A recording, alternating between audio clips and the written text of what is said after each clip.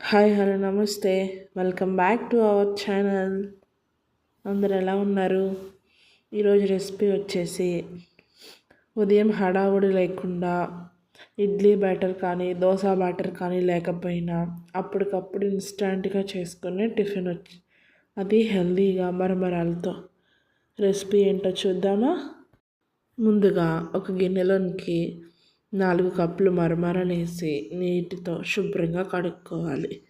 కొంతమంది కడగరు, కానీ కడిగితే నీట్గా ఉంటుంది. చూసారా, ఇలా శుభ్రంగా కడుక్కుంటే ఎంత డస్ట్ ఉందో.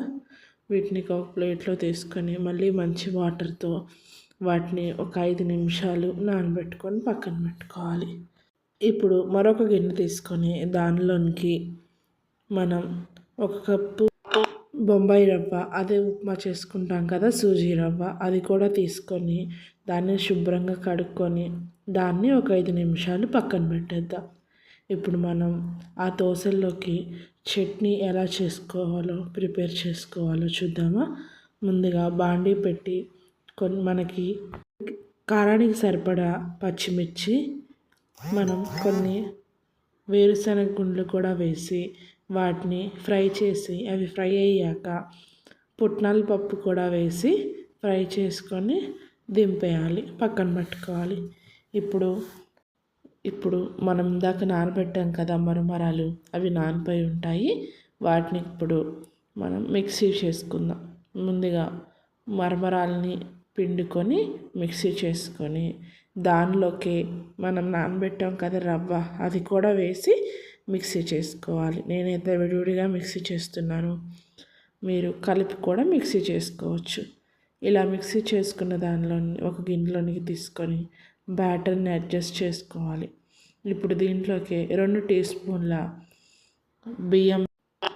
స్పూన్ల బియ్యం పిండి, కొంచెం సాల్ట్ కూడా వేసి కన్సిస్టెన్సీ అనేది మనం దోశ పిండికి ఎలా ఉంటుందో అలా అడ్జస్ట్ చేసుకొని పక్కన పెట్టుకోవాలి. ఇప్పుడు ఇందాక వేపుకున్న పుట్నాలని కూడా మిక్సీ చేసి దాంట్లో తాలింపు వేసి చట్నీ అనేది రెడీ చేసుకోవాలి. ఇప్పుడు దోశ వేసుకుందాం. ముందుగా స్టవ్ మీద ఒక ప్యాన్ పెట్టి స్టవ్ మీద దోశ తవా పెట్టి మనం దోశ పిండిలాగా వేసుకొని మంచిగా సన్నగా వేసుకోవాలి.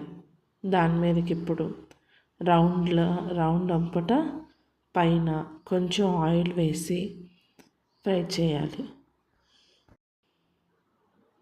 ఆయిల్ కానీ మీకు ఇష్టమైతే నెయ్యి కూడా వేసి కాల్చుకోవచ్చు దోశలు. నేనైతే ఆయిల్ వాడుతున్నాను. ఆయిల్ అనేది స్ప్రింకిల్ చేశాక రెండో వైపు కూడా నిదానంగా తిప్పుకోవాలి, ఎక్కడ బ్రేక్ అవ్వకుండా. మెత్తగా ఉంటాయి కదా స్పాంజిలాగా, కొంచెం నెమ్మదిగా తిప్పుకొని రెండో వైపు కూడా కాల్చుకుంటే మన దోశ రెడీ అవుతుంది. ఇప్పుడు వీటిని తీసుకొని ఒక ప్లేట్లో పెట్టుకుందాం. అలాగే దీంతోనే ఆనియన్ ఊతప్పం కూడా వేయచ్చు. కొంచెం పిండి తీసుకొని పిండి వేసి మందంగానే ఉంచుకొని దాని మీద సన్నగా తరిగి పెట్టుకున్న ఉల్లిపాయలు కూడా స్ప్రింకిల్ చేసుకోవాలి. ఉల్లిపాయలు వేసుకున్నాక దీనికి కూడా ఆయిల్ కానీ నెయ్యితో కానీ కాల్చుకోవచ్చు. చివర్లో పైన ఆయిల్ వేసి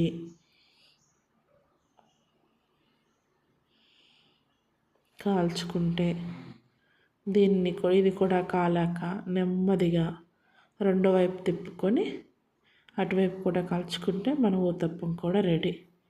అంతేనండి ఈ రెసిపీ.